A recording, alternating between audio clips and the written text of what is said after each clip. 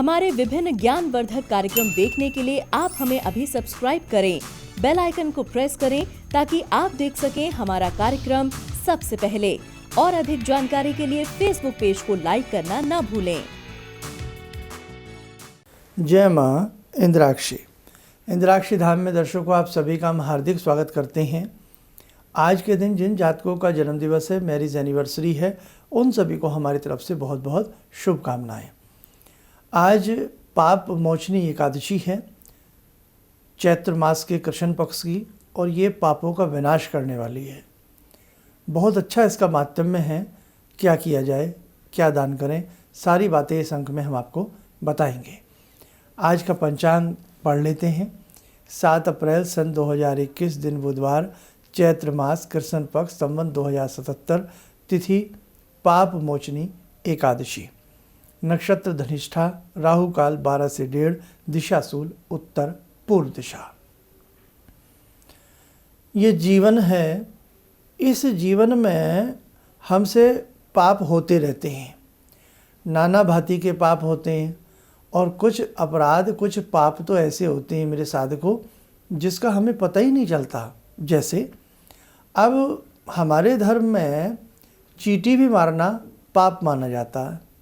हम चलते हैं, फिरते हैं, नाना भांति के कीट पतंग, चींटी हमारे पाँव के नीचे दब करके उनका प्राणांत हो जाता है। ये भी पाप की श्रेणी में आता है। भूल से किया गया पाप भी पाप होता है, और जानबूझकर किया गया पाप महापाप होता है।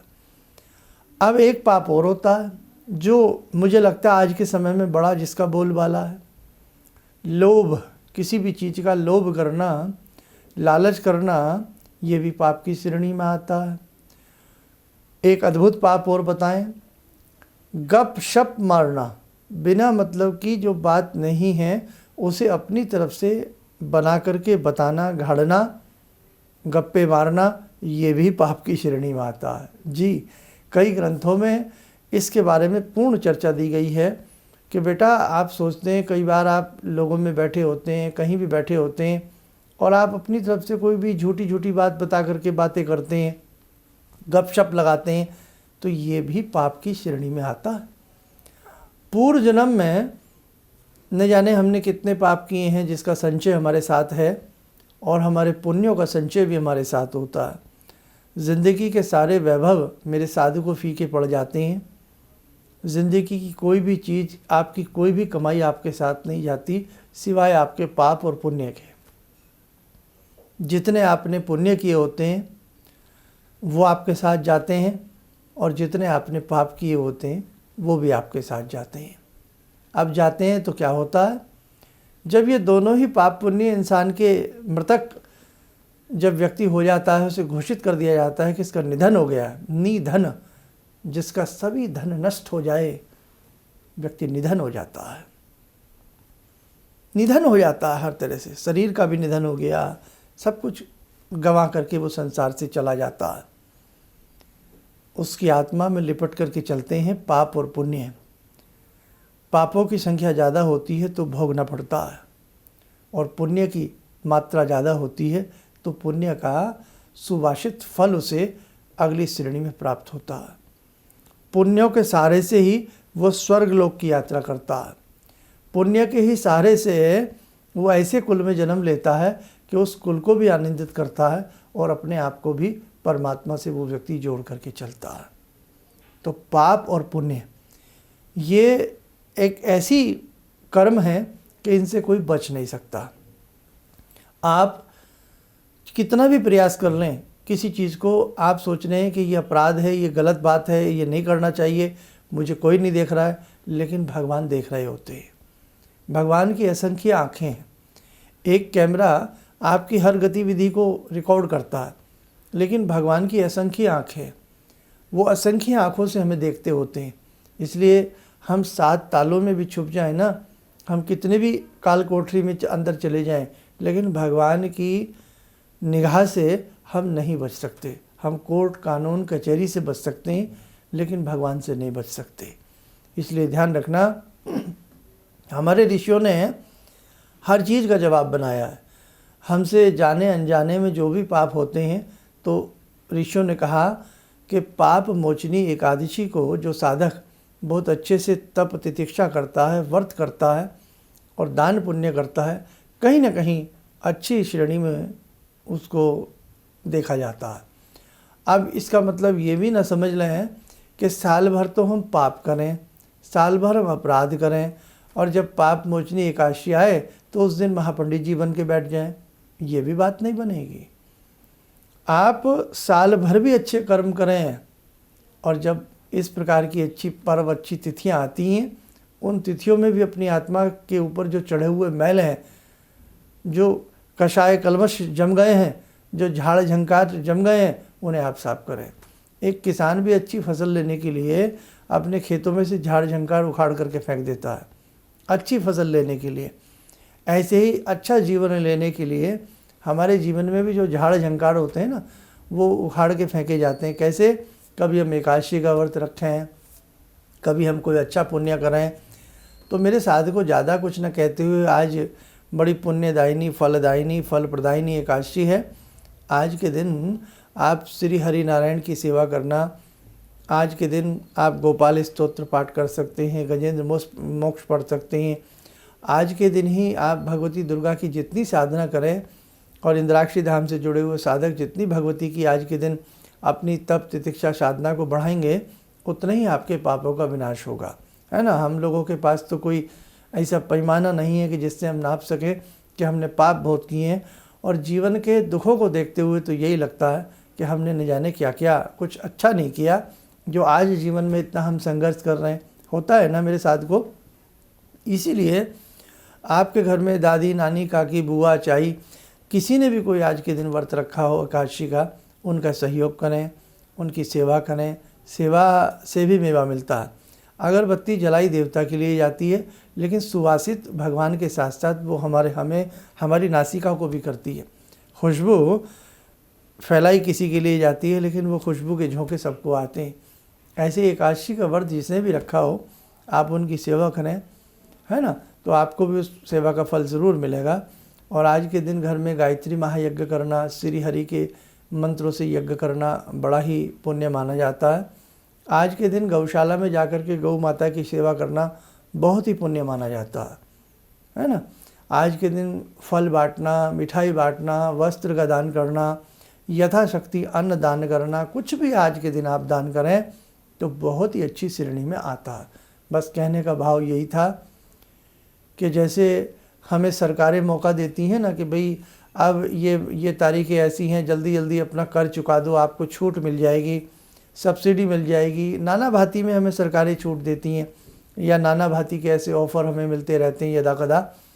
तो ये भी हमारे भगवान ने हमें एक ऐसे ऑफ़र दिए हैं कि बेटा आज एकादशी आ रही है, आज बेटा सोमवती अमावस्या आ रही है, आज बेटा ये आ रही है, तो तुम करते रहना। तो ऑफ़र का लाभ उठाना चाहिए, है ना। तो इसलिए बस हमारा कहने का भाव यही है। बहुत पुनीत पवित्र तिथि है ये, और ये एकादशियों में बहुत अच्छी एकादशी मानी जाती है। आइए भगवान के स्वरूप से जुड़ते हैं। ओम शांताकारम, भगवान से जुड़े हैं कमल नयनम से। कमल जैसे जिनके नयन हैं, जो हमें कमल नेत्रों से निहार रहे हैं, हमारी सभी समस्याओं का उनकी कृपा से अंत होगा। आइए ध्यान करें कमल नयन का। ॐ करारविन्दे न पदारविन्दं मुखारविन्दे विनिवेशयन्तं वटस्य पत्रस्य पुटे शयानं बालामुकुन्दं मनसा स्मरामि बालामुकुन्दं मनसा स्मरामि कस्तूरीतिलकं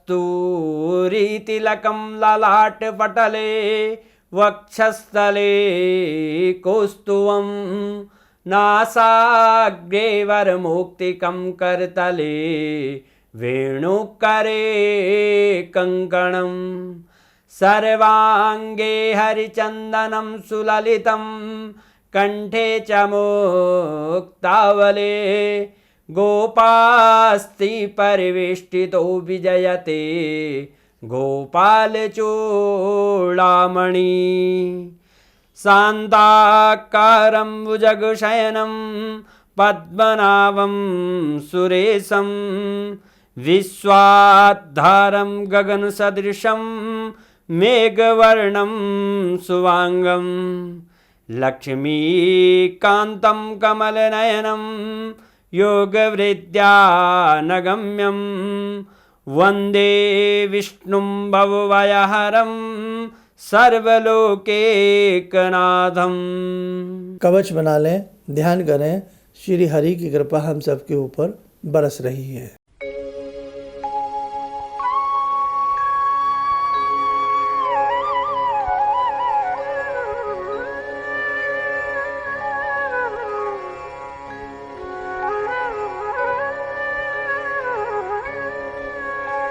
ओम बोलते हुए नेत्र खोलें, सामान्य हो जाए। कल हमने और भी बहुत सारी चर्चाएं आपसे की थी और देखो इस महीने में हमने ये भी बताया था बड़े अच्छे अच्छे पर्व तीज हैं। नव वर्ष में हम प्रारंभ कर जाएंगे 13 अप्रैल से। नवरात्र विशेषांक हम जल्द आपको देने वाले हैं। उससे पहले ही हमारे ग्रह भी चेंज हो रहे हैं, जैसे शुक्र बदल रहे हैं, सूर्य बदल रहे हैं, मंगल बदल रहे हैं, है ना। तो ये ग्रहों का जो परिवर्तन इस महीने है, 4 ग्रहों का परिवर्तन है, उसके उपाय आप लोग सुन करके ज़रूर कर लेना। और मैं उपायों में भी यही प्रयास करता हूँ कि आपको कम से कम आसान अच्छे उपाय दिए जाएं, क्योंकि बहुत सारे उपाय इकट्ठे हो जाते हैं ताकि आप उन्हें आराम से कर सकें। तो जैसे ये 4 ग्रह हैं परिवर्तित हो रहे हैं, भाई बुध भी परिवर्तित हो रहा है, तो मैं आपको क्या करता हूँ, इनके परिवर्तन के उपाय 1-2 रोज़ में आपको सारे मिल जाएंगे। आप वो ज़रूर करिएगा ताकि आप सबको बहुत अच्छे लाभ की प्राप्ति हो सके। इन्हीं शब्दों के साथ हम अपनी वाणी को विराम देती हैं। जय माँ इंद्राक्षी। मैं बहुत दिनों से तलाश में था कि कोई ऐसा मंच मिले या कोई ऐसे मुझे गुरु मिले जो कि मेरे को आध्यात्म क्षेत्र में आगे ले जाने का प्रयास करे। तो अपने गुरुदेव को उसमें दिखा तो मैं डायरी से भी नोट करते गया कौन सी समस्या कैसे सॉल्व होगी, कौन सी समस्या क्या होगी। तो मैं इसके पहले भी कई जगह रहा हूँ, लोग मेरे से पूछते थे हमारा ये प्रॉब्लम है कैसे करना है, वो प्रॉब्लम है कैसे करना है। तो बहुत कुछ चीज़ें ऐसे मतलब संतोष में खोजने का प्रयास करता हूँ कि वो मुझे मिले और जो भी मिला उनसे बहुत कुछ मुझे सीखने को मिला। किसी भी समस्या के समाधान के लिए मिले प्रसिद्ध हस्तरेखा एवं वास्तु विशेषज्ञ प्रोफेसर धर्मेंद्र शर्मा जी से। नोट: शिविर में भाग लेने हेतु एवं व्यक्तिगत रूप से मिलने के लिए कॉल करने का समय सुबह 10 बजे से शाम 6 बजे तक। हमारे विभिन्न ज्ञानवर्धक कार्यक्रम देखने के लिए आप हमें अभी सब्सक्राइब करें, बेल आइकन को प्रेस करें ताकि आप देख सकें हमारा कार्यक्रम सबसे पहले। और अधिक जानकारी के लिए फेसबुक पेज को लाइक करना न भूलें।